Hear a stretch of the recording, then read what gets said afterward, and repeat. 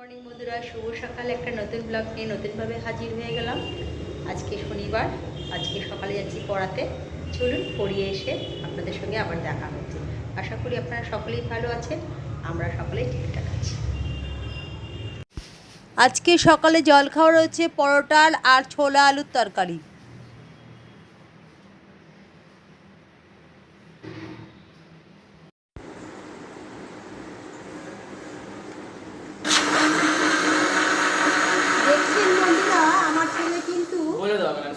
দেখছেন বন্ধুরা, আমার ছেলে কিন্তু আজকে ঘোল বানাচ্ছে।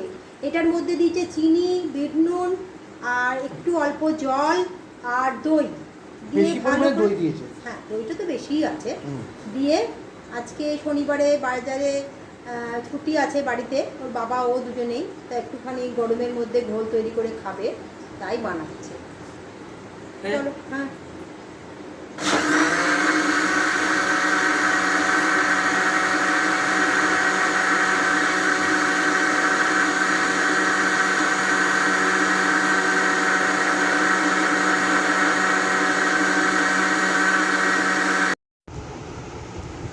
দেখছেন ঘোল বানানো কমপ্লিট হয়ে গেছে। যা গরম পড়েছে। দেশের কটা হয়েছে কাই লেখা আছে মিটারে 70 মিটার। চলো।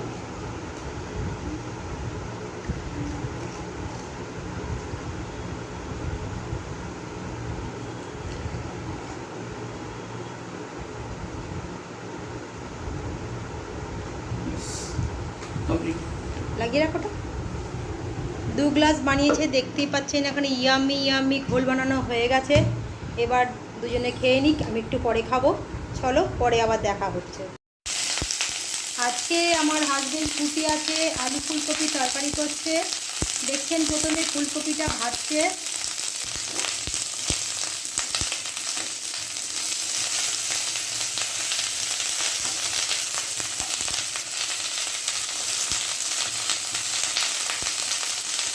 উল্টে দিলাম একটা পিস। হ্যাঁ, একটা পিস ভাজা হয়ে গেছে, একটা পিস ভাজছে।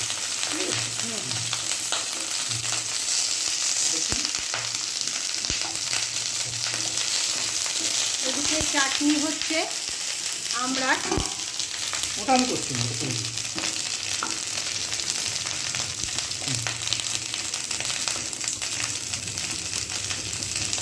এক পিঠটা ভাজা হয়ে গেছে, আর একটা পিঠ ভাজতে হবে। সুন্দরভাবে সাজিয়ে দিচ্ছি।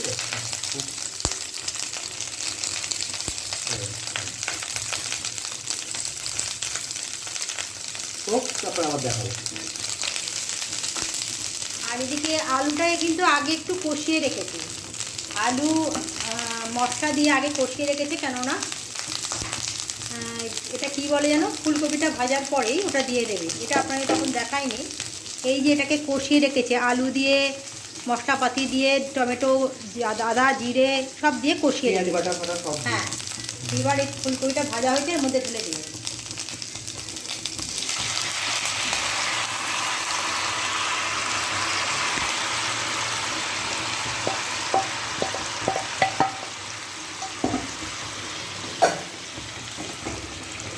একটু নাড়িয়ে দেবো ভালো করে। এবার ফুলকপিটা দিয়ে আর কষছে। হোক, ফুটুক আগে। একটু একটু কপিগুলোকে নাড়িয়ে দিই জলের সঙ্গে।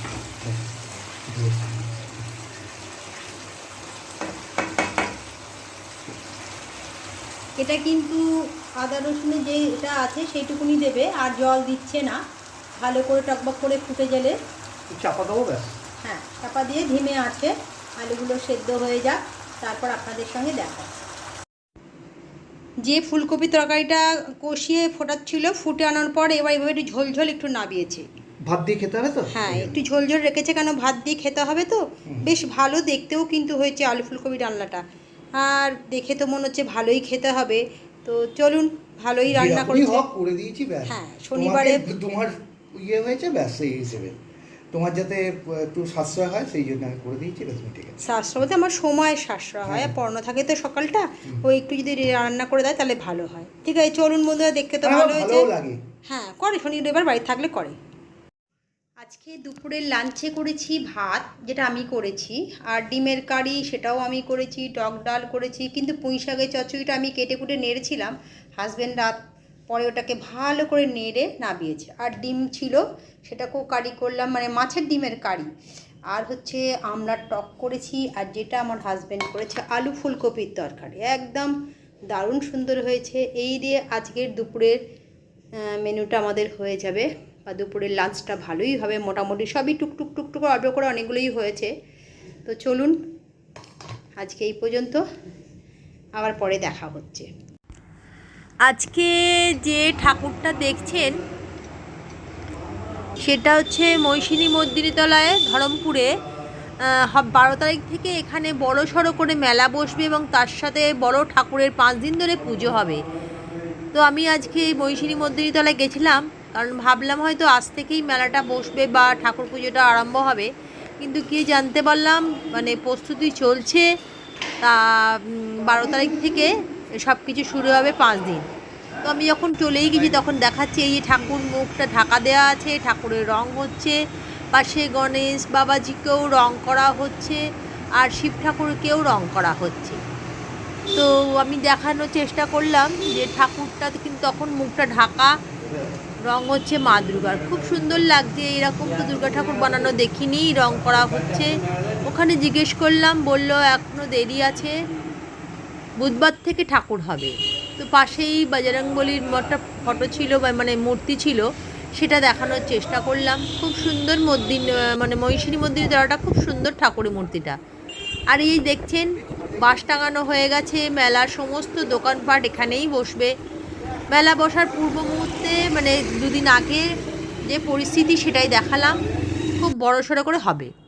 আজকেও কিন্তু প্রচণ্ড গরম, সকাল থেকে প্রচণ্ড গরম আছে, আর পারা যাচ্ছে না, কিন্তু তার মধ্যে সব কিছুই করতে হবে, কিছু করার নেই। তো আজকে সকালে, যদিও আজকে ছুটি ছিল, কিন্তু বাইরে কোনো জায়গায় সকাল থেকে বেরোতে পারেনি, পড়ানো ছিল। আর কি বলে, ঘরে রান্নাবান্না যা করেছি তাই খাওয়া দাওয়া। আজকে আমি রান্নাবান্না সেরকম কিছু করিনি, কারণ আমার হাজব্যান্ডই করেছে বেশিটা। আলু ফুলকপির তরকারি করেছে, আমের চাটনিটা, এই আমড়ার চাটনিটা আমি কিছুটা করেছি, কিছুটা ও করেছে, আমি কেটে কুটে দিই। শনি রবিবারটা আমার বেশ ভালোই এখন, কারণ মোটামুটি ও একটু রান্নাবান্না করছে বাড়ি থাকলে, শনি রবিবার থাকলে করে, তো সেটা করছে, ভালোই লাগছে। কেন সকাল থেকে আমার 2টো ব্যাচ পড়ানো থাকে বলে আজকে একটু চাপ থাকে। এসে আমি কুটে বুটে মানে কাটবো, তারপরে সেটাকে করার থেকে একটু যদি ও সংগ্রহ করে দেয় তাহলে বেশ ভালোই লাগে, তা করে দেয়, সেটা নিয়ে করার না। তো আমি কালকের ব্লগেও বলেছিলাম যে 12 হবার জন্যেই আমাদের শিয়ালদায় প্রচণ্ড ট্রেনের প্রবলেম চলছে, 2 ঘন্টা 3 ঘন্টাও আজকে আমি খবর পেয়েছি। যদি আজকে দিক দিয়ে যাওয়ার কোনো প্রশ্নই ওঠে না। আমার ভাইজি আজকে ওর কলেজে গেছিলো, তো ফেরার সময় ওরও মানে কলেজে গেছিলো, মানে কিছু জিনিস জমা দেওয়ার জন্য ছিল, ইম্পর্টেন্ট ব্যাপার ছিল বলেই গেছিলো, নাহলে কখনোই যেত না, জমা দিতেই হবে।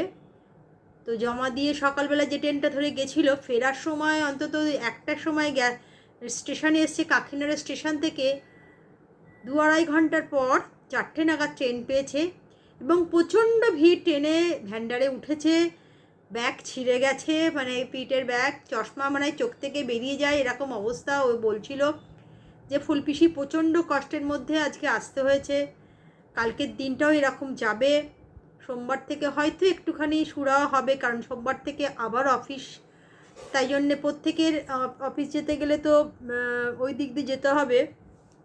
তো হাওড়া শিয়ালদা লাইনে আশা করি কালকের দিনের মধ্যে কিছুটা প্রবলেম ওনারা সলভ করে নেবেন রেল কর্তৃপক্ষ, কারণ যে হয়রানিটা হচ্ছে, আমি শুনেছি কালকে মানে শুক্রবার দিন একটা ছেলে মনে হয় পড়ে গিয়ে মারা গেছে। এটা খুব দুঃখজনক ঘটনা, কিছু করার নেই। এরকমভাবে তো তাদের তো প্রত্যেক দিনকার রুজি রোজগারের জন্যেই যত দূর থেকে মানে সমস্ত বাধাবিঘ্ন পেরিয়ে তাদের মানে শিয়ালদায় যেতে হবে এবং কাজ করতে হবে। হয়তো কোনো দুর্ঘটনায়, এত ট্রেনের ভিড়, এত ট্রেনের লেট, এই জন্য হয়তো কোনো কারণে বড়সড় দুর্ঘটনা ঘটে গেছে। তো আশা করি নেক্সটবার যেন এটা না হয়। কালকের দিনটা একটু কষ্ট করতেই হবে প্রত্যেককেই, তারপরে সোমবার থেকে আশা করি শুনেছি ঠিকঠাক হয়ে যাবে। তো আজকে চুঁচুড়াতে একটা যে জায়গাটা দেখালাম মহিষী মর্দিনী তলায়, ওটা 12 তারিখ থেকে ওখানে মেলাটা বসবে এবং তার জন্য ঠাকুর তৈরি হচ্ছে, রং হচ্ছে, মেলাটাও টুকটাক বসার জন্য সব কিছু হয়ে গেছে। সেই অগ্রিমটা আমি দেখালাম আজকে আপনাদের। আর যেদিনকে পুরোপুরি বসে যাবে 12 তারিখ, সেটা তো অবশ্যই দেখাবো, কারণ আমার চুঁচুড়ার শহরে আমার প্রাণের শহর, যা কিছু হয় আমি শেয়ার করব আপনাদের সঙ্গে, ভালো মন্দ সব কিছুই।